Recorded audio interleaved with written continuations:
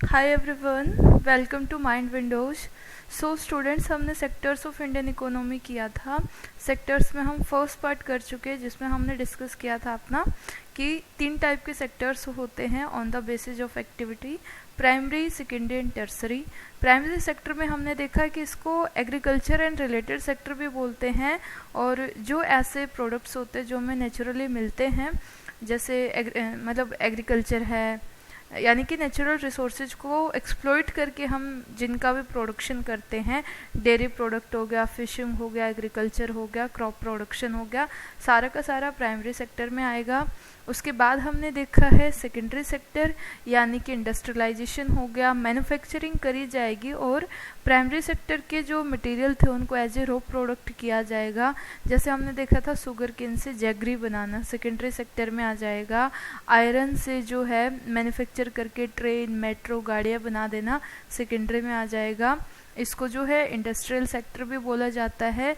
इसके बाद हमने किया था सर्विस सेक्टर, जो किसी भी नए सामान को प्रोड्यूस नहीं करता है, नया गुड्स नहीं बनाएगा, जबकि प्राइमरी और सेकेंडरी सेक्टर को और ज़्यादा ग्रो करने में हेल्प करेगा अपनी सर्विस देके। जैसे बैंकिंग हो गया, इंश्योरेंस हो गया, एंटरटेनमेंट हो गया, आईटी सेक्टर हो गया, ये सारी की सारी चीज़ें जो है, कॉल सेंटर हमने देखा, ये जितनी भी सर्विस होती है जो नया जो प्रोडक्ट है वो नहीं बनाती हैं, बल्कि प्राइमरी और सेकेंडरी के डेवलपमेंट में ही हेल्प करती हैं, उसको हम टर्सरी सेक्टर में रख पाएंगे। उसके बाद हम देखेंगे कि हम कैसे जो है वो फाइनल वैल्यू निकालेंगे। बात हम वैल्यू की कर रहे हैं कि फाइनल वैल्यू जो है वो कैसे निकाली जाएगी। क्या हम बार बार सामान का जो है वो यूज करेंगे, हर बार उसकी वैल्यू को ऐड करेंगे या नहीं। तो वैल्यू को हम देख रहे हैं how to know the total production in each sector. हर एक सेक्टर में हमने कैसे देखना है कि प्रोडक्शन कितना हुआ है, टोटल प्रोडक्शन को हम देख रहे हैं। तो एक एग्जांपल से हम कंसिडर करेंगे, जैसे हम व्हीट है, गेहूं लेके आए, और गेहूं का यदि रेट हम कहें तो 8 रुपये पर केजी हमने अपनी मर्जी से माना है। गेहूं का रेट हो सकता है कि इससे भी ज़्यादा हो, 15 या 20 रुपये पर केजी के हिसाब से होता है, लेकिन हम जस्ट ये एक अजम्पशन है जिसको हम कंसिडर कर रहे हैं। हमने माना कि जैसे व्हीट हम जो है 8 रुपीज़ पर केजी के हिसाब से लेके आए हैं, उसी गेहूं को पीस के हमने जो है फ्लोर बनाया, यानी कि आटा बनाया। तो यदि हम आटा लेके आएंगे तो हमने मान लिया कि इसकी वैल्यू जो है 10 रुपये पर केजी हो जाएगा। लेकिन आप ध्यान दो कि ये जो फ्लोर हमने बनाया है, इसमें ये जो गेहूं है इसकी वैल्यू ऑलरेडी ऐड कर रखी है, क्योंकि इसमें क्या है, आटा गेहूं से ही बनेगा। तो चाहे गेहूं को आप दोबारा इसमें ऐड करोगे तो आपका जितना भी, जब आप जीडीपी कैलकुलेट करोगे तो वो गलत हो जाएगा। नेक्स्ट एक स्टेप पे हम और आ रहे हैं। तो जब हमने बिस्किट बनाया तो इसमें ऑलरेडी इन दोनों की वैल्यू ऐड हो चुकी है, और इसका रेट यदि हम बताएं तो ₹64 4 पैकेट्स। तो हम देखेंगे कि क्या हम इस बिस्किट में जो है फाइनल कॉस्ट, जब हम बिस्किट बना रहे हैं तो क्या इनकी कॉस्ट भी ऐड होगी, या फिर इनको हम छोड़ के सिर्फ फाइनल प्रोडक्ट के ऊपर आएंगे। तो आप ये ध्यान रखना कि आप कुछ भी मैन्युफैक्चर कर रहे हो, चाहे आप कोई भी काम कर रहे हो सकता है कि आपका बिस्किट बनाने का या कोई और मेडिसिन बनाने का काम होगा, तो उसके लिए जो जो आपको रॉ मटेरियल चाहिए होगा आप खरीद के लेके आओगे, लेकिन उसको आप ऐड नहीं करोगे। फाइनली आपने क्या सामान जो है वो बना के आप सेल कर रहे हो, और वहाँ से जो आपका पैसा आएगा वही आपका जो है इकोनॉमी में, जीडीपी में यूज किया जाएगा।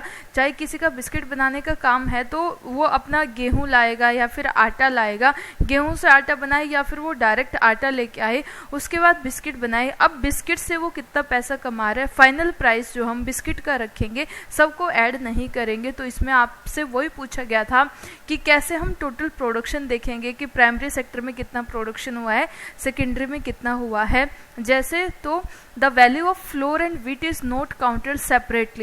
हम आटे का और गेहूं का अलग अलग काउंट नहीं करेंगे, because we would be counting the value of same thing a number of time. क्योंकि जब हमने आटा कैलकुलेट किया तो उसमें गेहूं आ ही गया है, जब हमने बिस्किट बनाया तो उसमें दोनों चीज़ें आई गई हैं। तो हम बार बार अपनी कैलकुलेशन को करेंगे तो हमारा वो सेम जो सामान है, सेम वही गेहूं आटे में भी ऐड हो जाएगा, वही सेम गेहूं हमारा बिस्किट में भी ऐड हो जाएगा। तो बार बार हम उस चीज़ को ऐड नहीं करेंगे। We would be counting the value of same thing a number of time, first as wheat, then flour, then biscuit. तो एक ही सामान को हम 3 बार गिन रहे हैं, गेहूं में भी गिना, आटे में भी गिना, बिस्किट में भी गिना, तो हम क्या करेंगे, हम सिर्फ फाइनल गुड्स और सर्विस को देखेंगे कि फाइनली उसकी वैल्यू हमारी कितनी है. सो ये हम देखेंगे. प्रोडक्शन कैसे देखा जाता है, तो उसको हम बोलेंगे जीडीपी. हर एक सेक्टर के अंदर हम प्रोडक्शन देखेंगे, प्राइमरी में कितना हुआ, सेकेंडरी में कितना हुआ, टर्सरी में कितना हुआ, तो उसको हम जीडीपी बोलेंगे, gross domestic product. The value of the GDP is the money value of all the final goods and services produce in the country in each sector during a particular year. एक साल में एक sector में final goods और services जो है वो कितनी प्रोड्यूस करी गई. तो इसमें आप इस चीज़ का ध्यान रखोगे, हम जो फोकस कर रहे हैं वो फाइनल गुड्स और सर्विसेज के ऊपर कर रहे हैं. बार बार एक एक सामान को हम कैलकुलेट नहीं करेंगे, जस्ट हम फाइनल देखेंगे कि फाइनल गुड्स और सर्विसेज प्राइमरी सेक्टर से कितना निकला, सेकेंडरी से कितना निकला और टर्सरी से कितना निकला, और ये कितने साल पे देखा जाता है. ये हर साल कैलकुलेट होके आती है कि हर साल जीडीपी जो है देश की कितने उस पर ग्रो कर रही है. वैसे तो जीडीपी को साल में 2 बार भी चेक कर लेते हैं, लेकिन हम पर्टिकुलर ईयर देख रहे हैं कि उस पर्टिकुलर ईयर में प्राइमरी सेक्टर में प्रोडक्शन कितना हुआ, और वो प्रोडक्शन हम लेके चलेंगे फाइनल गुड्स एंड सर्विसेज का. तो जीडीपी कोई भी आपको पूछेगा तो आप बताओगे कि एक साल में कितना गुड्स और सर्विसेज जो है वो प्रोड्यूस किया गया है, कितनी कीमत आप उसकी है, उसको हम जीडीपी बोलेंगे. जीडीपी हो जाएगा ग्रोस डोमेस्टिक प्रोडक्ट. एक कंट्री की बाउंड्री के अंदर कितने रुपए के गुड्स और सर्विसेज जो है वो प्रोड्यूस किए गए हैं. डेफिनेशन हम एक बार फिर से देखेंगे. The GDP is the money value of all the final goods and services produce in the country in each sector during a particular year, उसको हम कहेंगे जीडीपी. तो इसमें हम ध्यान रखना है कि एक ही सामान को हम बार बार कैलकुलेट नहीं करेंगे, हम उसका फाइनल रेट देखेंगे, फाइनल कितना है, फाइनल वैल्यू जो है वो जीडीपी में काउंट करी जाती है. What do you mean by the term gross domestic product. ये क्वेश्चन आपसे पूछा जाएगा कि आप जीडीपी से या फिर ग्रोस डोमेस्टिक प्रोडक्ट से क्या समझते हो. What precautions should we take in calculating GDP, और जीडीपी को कैलकुलेट करते हुए हमें किन किन सावधानियों का, बातों का ध्यान रखना चाहिए. तो सबसे पहले तो हम जीडीपी को डिफाइन करेंगे. जीडीपी क्या है, ग्रॉस डोमेस्टिक प्रोडक्ट है. So GDP is a market value of all the final goods and services produce in each sector in a year. तो हमने ये डेफिनेशन अभी भी करी थी. एक साल में हर एक सेक्टर में प्रोड्यूस होने वाले फाइनल गुड्स और सर्विसेज की मार्केट वैल्यू कितनी है, उसको हम जीडीपी कहेंगे. प्रिकॉशंस का हम क्या ध्यान रखेंगे जीडीपी में. नॉट एवरी गुड और services that is produce and sold need to be counted. हर एक को नहीं करेंगे. It only indicate the final goods and services. हम उसको सिर्फ फाइनल देखेंगे कि मान लो आपका कोई फार्मा की कंपनी है, मेडिसिन आप बना रहे हो, तो आप जगह जगह से सोल्ट खरीद के लाए हो और वहाँ से आपने कोई टैबलेट बनाई है, तो जो भी आपने रॉ मटेरियल लिया था उनकी कोई कॉस्ट नहीं होगी, उनके ऊपर हमें जीएसटी भी नहीं देना होता है. लेकिन फाइनल अब हमारी मेडिसिन जो बन चुकी है उसी की कॉस्ट को काउंट किया जाएगा, क्योंकि उस मेडिसिन में वो बाकी जितना भी सोल्ट हमने यूज किया उसकी कॉस्ट जो है वो ऑलरेडी इंक्लूड हो चुकी है. तो इस बात का हमने ध्यान रखना कि हम सिर्फ फाइनल गुड्स और सर्विस के वैल्यू को देखेंगे.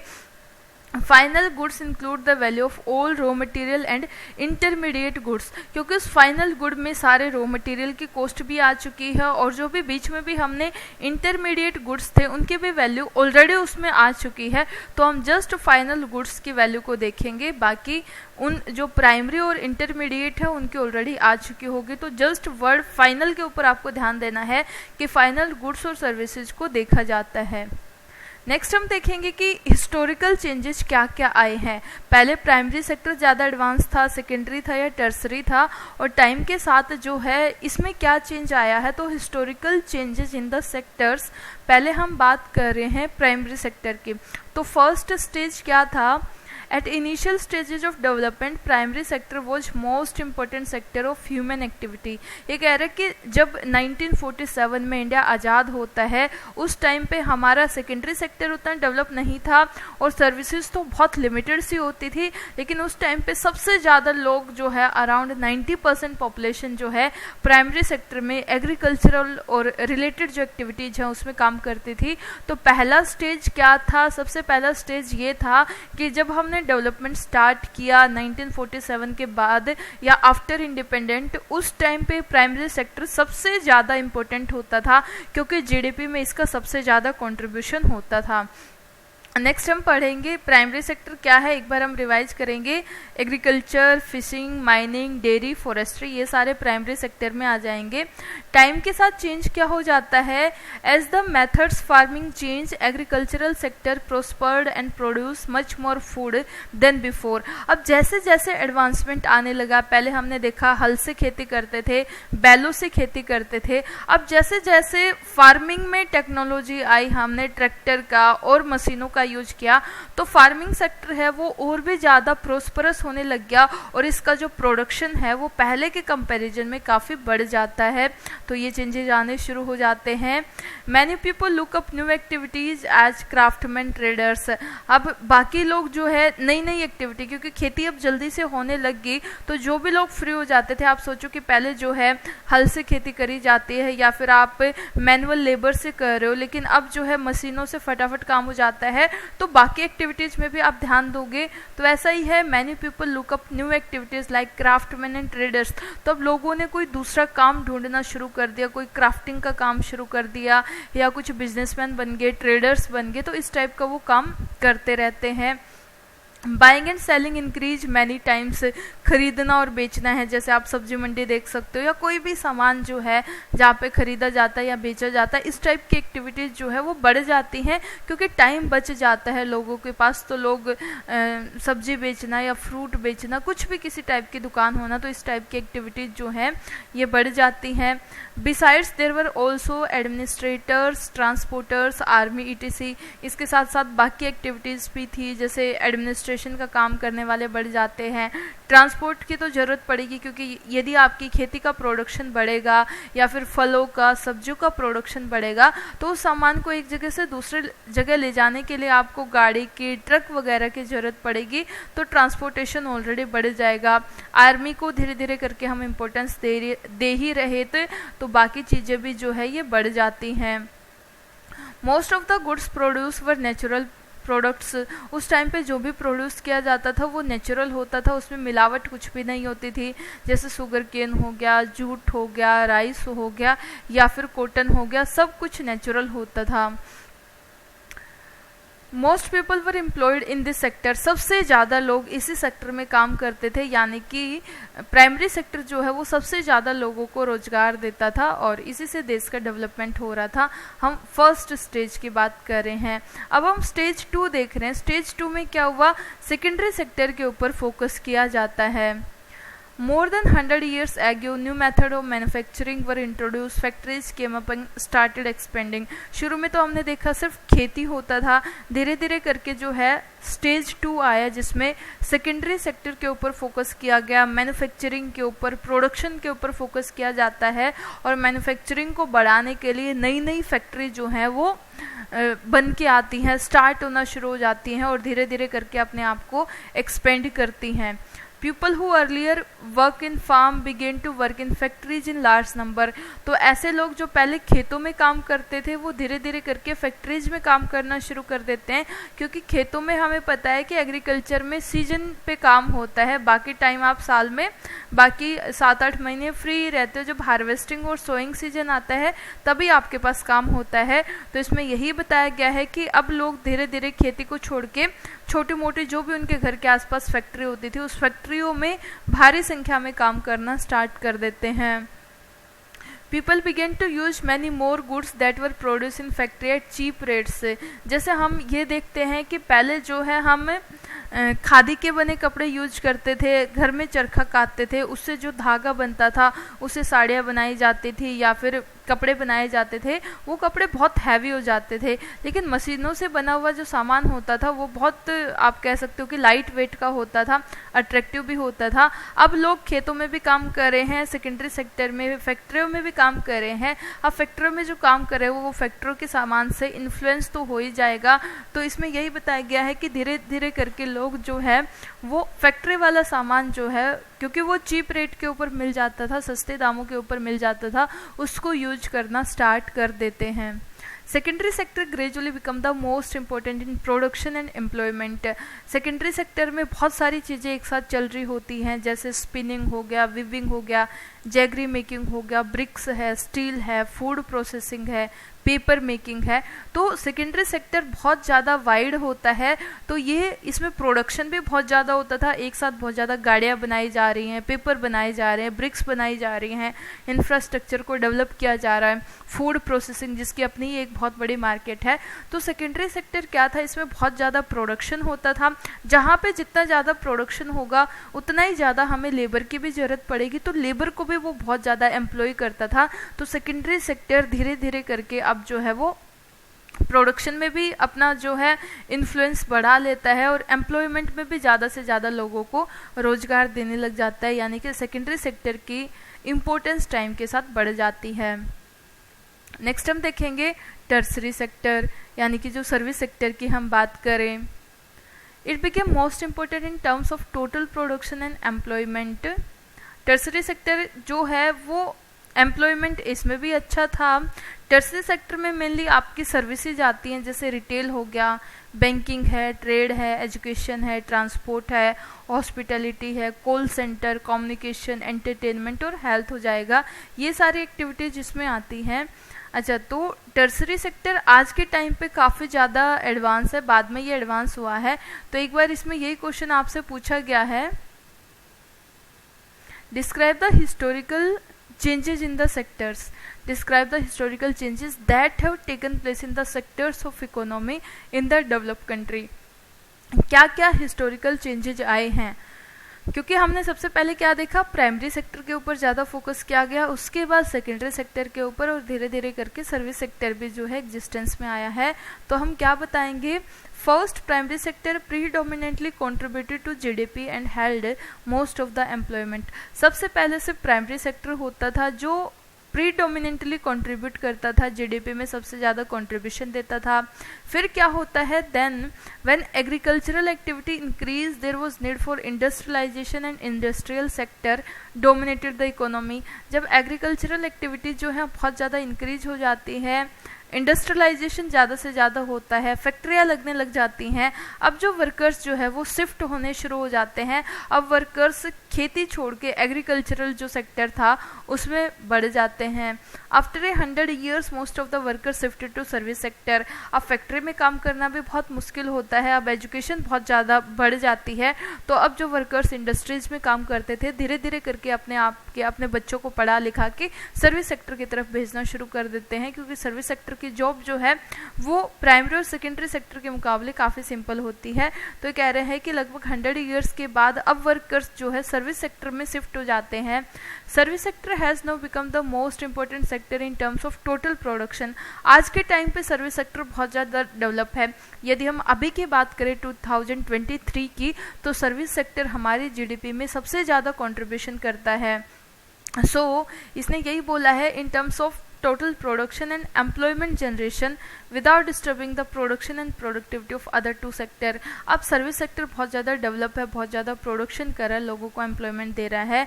तो हम देख सकते हैं, it is seen that economic structure has been shifting from primary to secondary and finally to tertiary sector in developed country. तो ऐसा देखा गया है कि इकोनॉमिक जो स्ट्रक्चर है पहले प्राइमरी से सेकेंडरी गया और फिर फाइनली जो है टर्सरी सेक्टर की तरफ इसका झुकाव हो जाता है। तो इस टाइप से चेंज आया है। आज के टाइम पे आप देखोगे तो कॉल सेंटर्स हो गया, एंटरटेनमेंट हो गया, टीचिंग हो गया, बैंकिंग हो गया, ये सारी की सारी चीज़ें ज़्यादा डेवलप कर रही है। तो सर्विस सेक्टर अब ज़्यादा डेवलप कर रहा है और ज़्यादा डेवलप करने की वजह से जीडीपी में भी सबसे ज़्यादा कंट्रीब्यूशन जो है वो सर्विस सेक्टर का है। तो आप बताओगे, पहले प्राइमरी जो है बहुत ज़्यादा कंट्रीब्यूट करता था, फिर इंडस्ट्रियलाइजेशन के ऊपर फोकस किया गया और अब जो है सर्विस सेक्टर जो है सबसे ज़्यादा कंट्री की जीडीपी में अपना कंट्रीब्यूशन देता है। ये क्वेश्चन है, ये आपका हो जाएगा। नेक्स्ट हम देखेंगे GDP by primary, secondary and tertiary sector.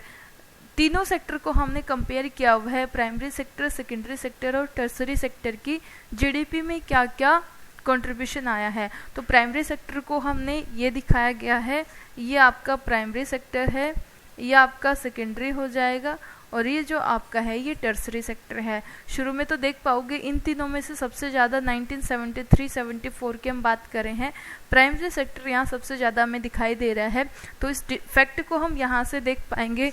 Primary sector की यदि हम कंपेयर करें 1973 से 1974 में, तो इसने जो जीडीपी में कंट्रीब्यूशन दिया है वो 2.6 लाख है, सेकेंडरी में सिर्फ 1.3 था और टर्सरी में 1.5 था।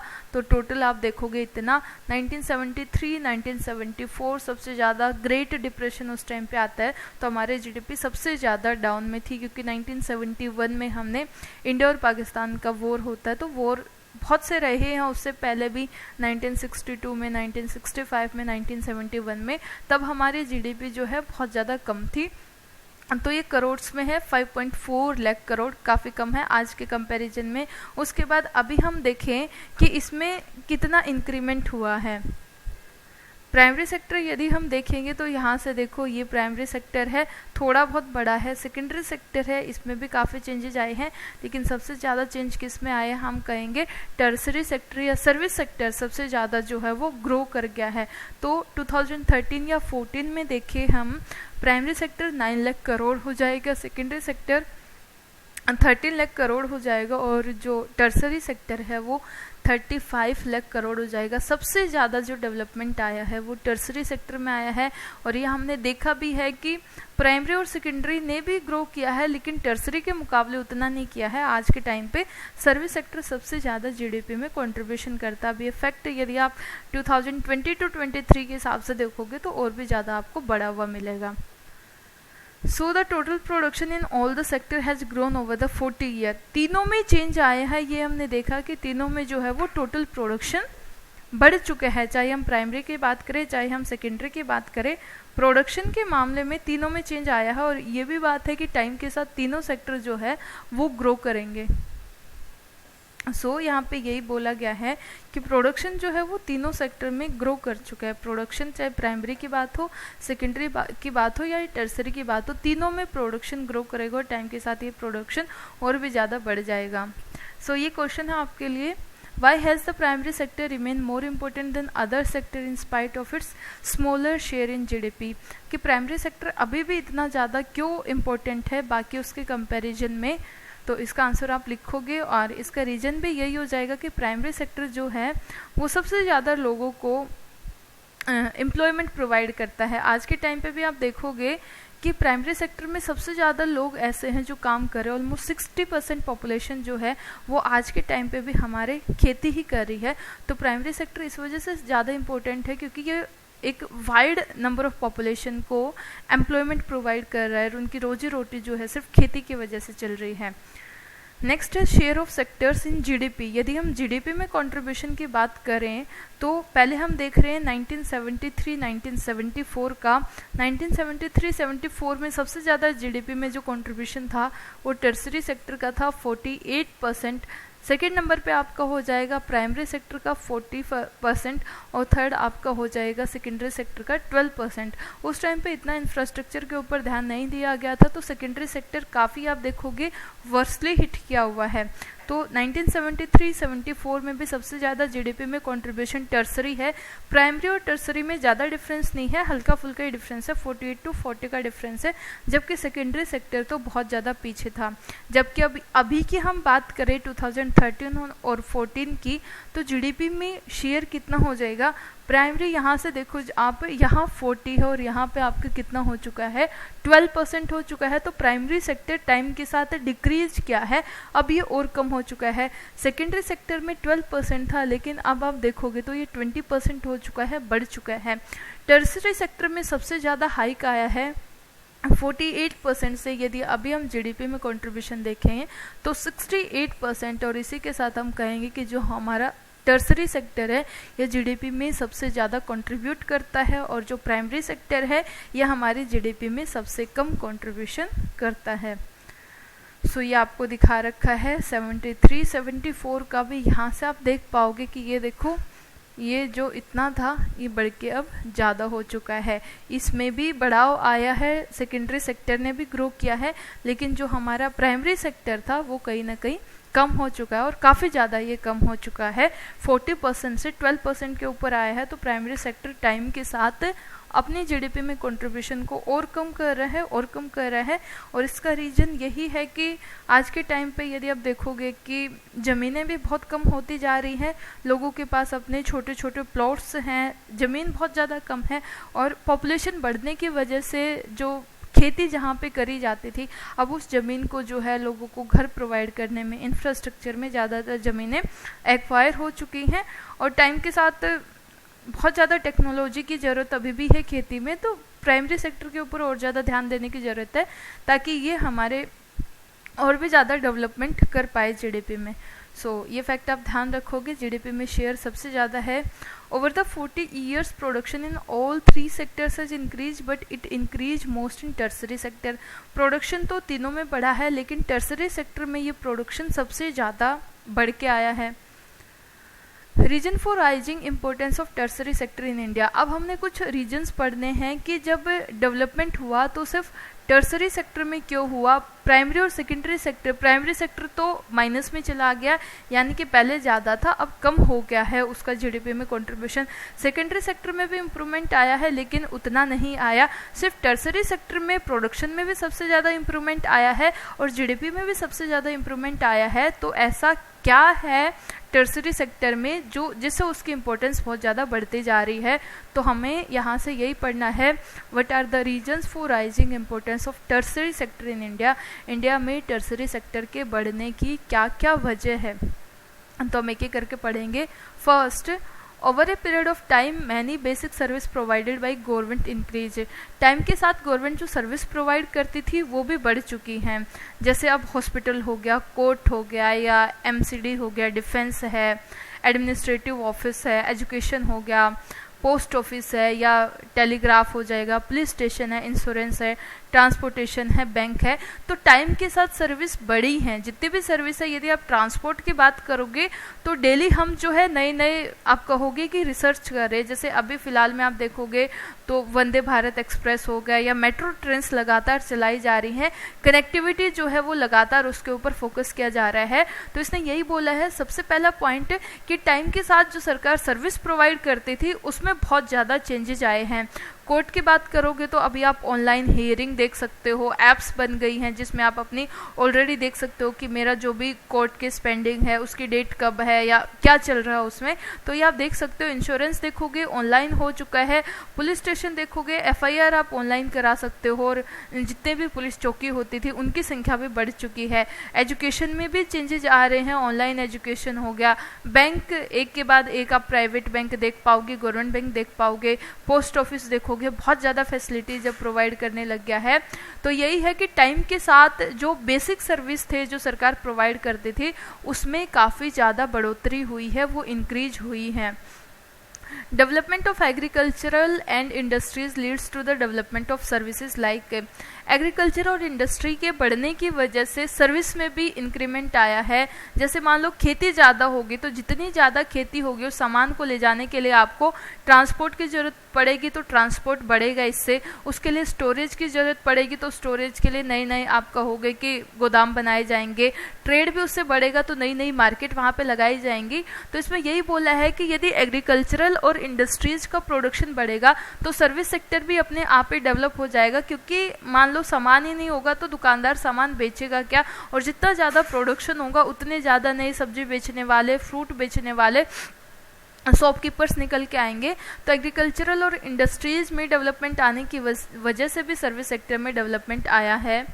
ये एक आपको ग्राफ की वजह से दिखाया गया है। एग्रीकल्चरल डेवलप, यदि एग्रीकल्चर में डेवलपमेंट आता है तो इंडस्ट्रीज डेवलप होती है क्योंकि उनको रॉ मटेरियल मिल जाता है, और इंडस्ट्रीज यदि डेवलप होंगी तो हमारा सर्विस सेक्टर डेवलप हो जाएगा क्योंकि वही तो लोगों को सर्विस प्रोवाइड करता है। तो ये तीनों सेक्टर एक दूसरे के ऊपर डिपेंडेंट है। तो हम कहेंगे एग्रीकल्चर और इंडस्ट्रीज के डेवलप होने की वजह से सर्विस सेक्टर काफ़ी ज़्यादा डेवलप हुआ है।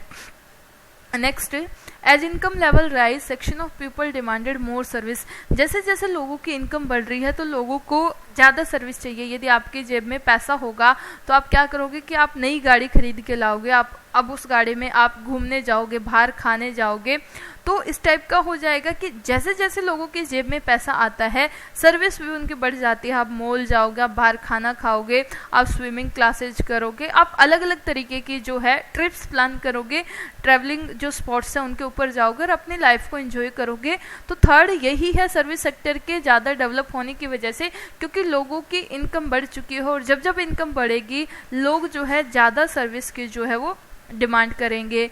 जैसे सर्विस कैसी होगी, ईटिंग आउट, बाहर खाने जाओगे आप, कम पैसे होंगे तो आप घर में ही खाना खाओगे, प्राइवेट हॉस्पिटल्स में आप इलाज कराओगे, प्राइवेट स्कूल्स में आपके बच्चे पढ़ेंगे, टूरिज्म ज़्यादा से ज़्यादा आप ट्रिप प्लान करोगे, शॉपिंग करने आप बाहर जाओगे और आप प्रोफेशनल ट्रेनिंग के लिए अपने बच्चों को डालोगे। तो यही कह रहा है कि इनकम बढ़ने की वजह से लोगों के जो डिमांड है सर्विस के लिए वो भी बहुत ज़्यादा बढ़ जाती हैं। So more income is equals to more service. जितना ज़्यादा पैसा होगा उतना ज़्यादा सर्विस सेक्टर है वो ग्रो करेगा, क्योंकि हमारी जेब में पैसा है, कहीं ना कहीं तो हम उस पैसे को लगाएंगे, अपने बच्चे को महंगे से महंगे स्कूल में डालेंगे या कंट्री के अलग अलग हिस्से में डोमेस्टिक ट्रिप या फॉरेन ट्रिप हम प्लान करेंगे। तो जितनी ज़्यादा इनकम बढ़ती हुई जा रही है उतनी ही ज़्यादा फिर सर्विस भी बढ़ती हुई जा रही हैं। Many new service develop which became important and essential. काफ़ी नई नई सर्विस आ गया जो आज के टाइम पे बहुत इंपॉर्टेंट है। जैसे यदि हम आईटी कंपनी की बात करें तो बहुत ऐसी आईटी कंपनी आती हुई जा रही है जो बहुत ज़्यादा रिसर्च कर रही हैं और अपने बिजनेस को इंडिया के अंदर तो बढ़ा रही है, इसके अलावा जो फॉरेन कंट्रीज हैं वहाँ पे भी ट्रेड कर रही हैं। तो कई कई नई सर्विस आ चुकी हैं जिसको हम घर बैठे एंजॉय कर सकते हैं। जैसे मान लो हमें यदि बैंक अकाउंट खुलवाना है या बहुत से ऐसे कोर्स है जो ऑनलाइन हम कर सकते हैं, बाहर की कंट्री में जाने की भी जरूरत नहीं है, हम घर बैठे कर सकते हैं। तो इस टाइप की सर्विस है जो आईटी कंपनीज जो है वो प्रोवाइड कर रही हैं। तो आईटी कंपनीज यदि ये सर्विस को प्रोवाइड करेंगे तो सर्विस सेक्टर और भी ज़्यादा डेवलप हो जाएगा। तो ये इंटरनेट और टेक्नोलॉजी आने की वजह से आज हम देख रहे हैं कि हर बच्चे के पास अपना मोबाइल फ़ोन होता है, घर में लैपटॉप होता है, इंटरनेट का कनेक्शन होता है, वाईफाई है, तो जिससे ये सर्विस सेक्टर और भी ज़्यादा डेवलप होता हुआ आगे जा रहा है। कम्युनिकेशन हो गया, आप घर बैठे बात कर सकते हो। तो इन चीज़ों की वजह से जो है सर्विस सेक्टर और डेवलप हो रहा है। So which sector has emerge as the largest producing sector in Indian economy in the last decade. ये आपसे क्वेश्चन पूछा गया है कि कौन सा सेक्टर जो है वो सबसे ज़्यादा प्रोड्यूसिंग सेक्टर बन के आया है, सबसे ज़्यादा लार्जेस्ट इंडियन इकोनॉमी में कंट्रीब्यूट किया है लास्ट डिकेड में, पिछले 10 सालों में आपको बताना है। तो हम कहेंगे कि ये सर्विस सेक्टर है। Tertiary sector has emerge as the largest producing sector in the Indian economy in the last decade. और इसके रीजन्स क्या हैं? Demand for tertiary sector activities like transport, storage and trade has increase substantially with the development of primary and secondary sector. Primary और secondary में development होने की वजह से टर्सरी सेक्टर की डिमांड और ज़्यादा बढ़ गई है। इनकम बढ़ने की वजह से लोगों की एक्टिविटीज़ बढ़ गई हैं, टूरिज्म हो गया, शॉपिंग हो गया, एजुकेशन हो गया।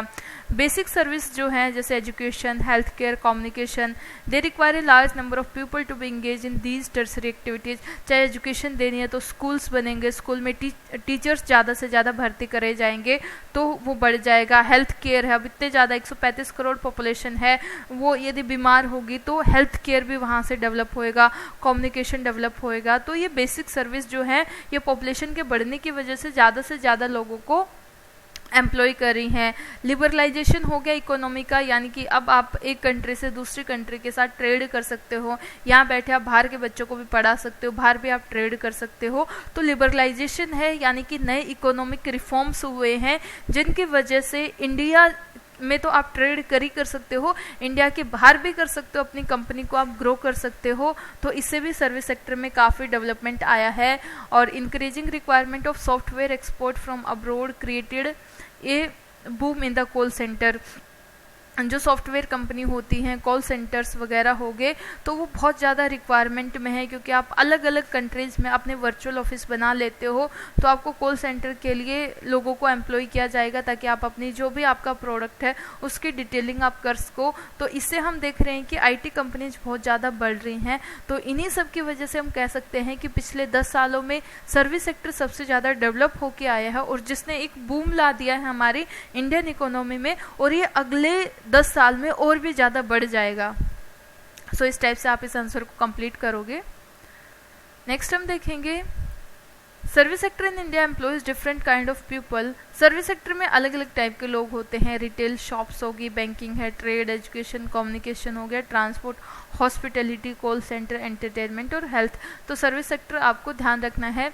Service sector in India employees different kind of people, उसमें एक और है, one hand limited number of service employ, high skilled and educated workers, other and large number of service employees, small shopkeeper persons.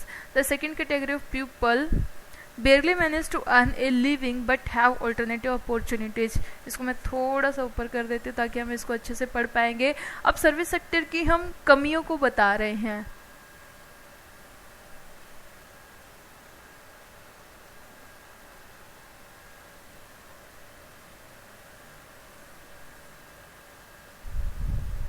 ये कह रहे हैं कि सारे के सारे सर्विस सेक्टर हैं वो इक्वली ग्रो नहीं कर रहे हैं। तो यहाँ पे हम लिखेंगे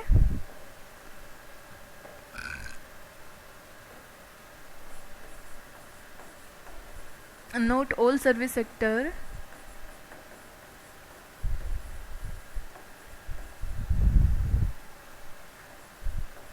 आर ग्रोइंग इक्वली।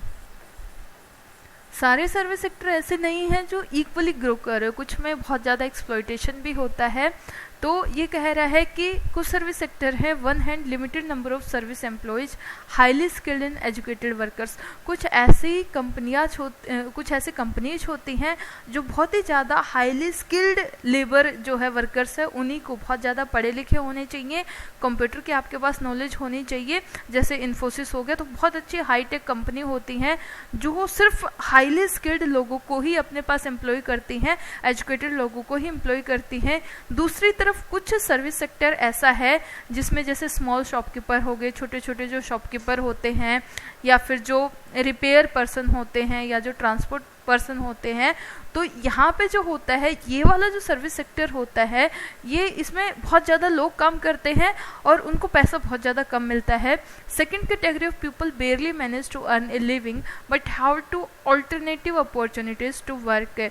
यानी कि इसमें तो जो है हाईली स्किल्ड लोग जाएंगे, यदि आप बहुत ज़्यादा पढ़े लिखे हो तो आपको बहुत ज़्यादा पैसा भी दिया जाएगा। लेकिन ये वाला जो, ये कहने को तो सर्विस सेक्टर है, लेकिन इसमें अपना पेट पालना भी बहुत मुश्किल हो जाता है, यानी कि अपना काम चलाना भी बहुत मुश्किल हो जाता है। तो इसमें यही बताया कि जो सेकंड कैटेगरी वाले सर्विस सेक्टर है, they barely manage to earn a living, बहुत मुश्किल से अपना काम चला पाते हैं। जैसे आप कोई रिपेयर वाला देख सकते हो, कुछ बहुत अच्छे होते हैं, लेकिन कुछ ऐसे होते हैं कि काम मिल गया, कोई फ्रिज ठीक करने वाला है, काम मिल गया तो ठीक है, नहीं मिला तो क्या कर सकते हैं। तो इस टाइप के होते हैं। छोटे छोटे दुकानदार होते हैं, सब्जी बेचने वाले, फल बेचने वाले, सामान खराब भी हो जाता है, कोई खरीदार नहीं आता है। तो सेकेंड सर्विस सेक्टर जो है, जिसमें छोटा मोटा कोई दुकानदार है, या रिपेयर करने वाला पर्सन है, या ट्रांसपोर्ट पर्सन होता है, रिक्शा चलाने वाला, तो रिक्शा में मुश्किल से उसको मिल गया दिन में 4-5 लोग तो खींच लेगा ना, तो खाली खड़ा रहेगा। तो दूसरी कैटेगरी ऐसी है जो मुश्किल से अपना काम चला पाती हैं, but have no alternative opportunities to work. अब उनके पास सिर्फ यही काम है, रिक्शा खींचने वाला रिक्शा ही खींचेगा और क्या काम करेगा। तो सर्विस सेक्टर में हमें दो टाइप के आप कह सकते हो कि फेज हमें दिखाई देते हैं। एक सर्विस सेक्टर हाईली डेवलप है, जहाँ पे पैसा बहुत ज़्यादा है, जॉब की सिक्योरिटी है, और दूसरी तरफ सर्विस सेक्टर में ही ऐसे लोग हैं जो मुश्किल से अपना पेट पाल पाते हैं, अपना घर चला पाते हैं, और बस जैसे तैसे अपना जो है वो गुजारा कर रहे हैं। ये आपको दिखाया गया है। एक तरफ ये highly skilled person, first category आपके दिखाए गए हैं, डॉक्टर्स हो गया, या फिर जो आईटी सेक्टर में काम करने वाले एम्प्लॉयज है, ये हो जाएगा। और दूसरी सर्विस सेक्टर ये है छोटी सी दुकान चलाने वाली। गांव में छोटी सी दुकान है तो कोई टॉफ़ी लेने आएगा, एक आधी चिप्स लेने आएगा, इतना काम नहीं होता है। रिपेयर वाले हो गए या ट्रांसपोर्टेशन वाले हो गए, उनको उतना काम नहीं मिल पाता है, और कॉम्पिटिशन भी ज़्यादा होगा। चाय की शॉप होगी, सब्जी बेचने वाले, या फिर सफाई करने वाले, तो ये हो जाएगा। सो share of sectors in employment, हम एम्प्लॉयमेंट की बात कर रहे हैं कि रोजगार देने में कौन सा सेक्टर सबसे ज़्यादा है। तो यदि हम ये देखें कि कितने लोग किस सेक्टर में काम करते हैं, तो 1972-1973 में हमने बोला सबसे ज़्यादा लोग जो है प्राइमरी सेक्टर में काम करते हैं, 74%। और जब हम आज़ाद हुए ये नंबर और भी ज़्यादा था, 90% था। सेकेंडरी सेक्टर में सिर्फ 11% लोग काम करते थे, और टर्सरी सेक्टर में सिर्फ 15% लोग जो है वो काम करते थे। अब फिगर जो है वो चेंज हो चुका है। अब हम देखें कि एम्प्लॉयमेंट जो है प्राइमरी सेक्टर में घट चुका है, 74% से ये 49% आ चुका है।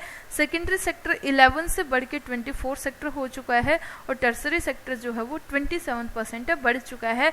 तो एम्प्लॉयमेंट अभी भी यदि हम बताएं तो हम बताएंगे कि प्राइमरी सेक्टर में अब भी सबसे ज़्यादा लोग जो है वो काम कर रहे हैं। प्राइमरी सेक्टर अभी भी बहुत ज़्यादा लोगों को रोजगार दे पा रहा है।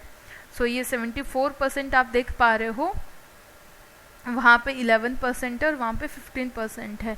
ये आपका 74 है प्राइमरी सेक्टर वाला, ये 11% है और ये आपका 15% है। प्राइमरी सेक्टर हमने देखा सबसे ज़्यादा रोजगार दे रहा था 1972-1973 में, जबकि अभी हम देखेंगे तो 74 से 49 हो चुका है, ये 74 से 49 हो चुका है।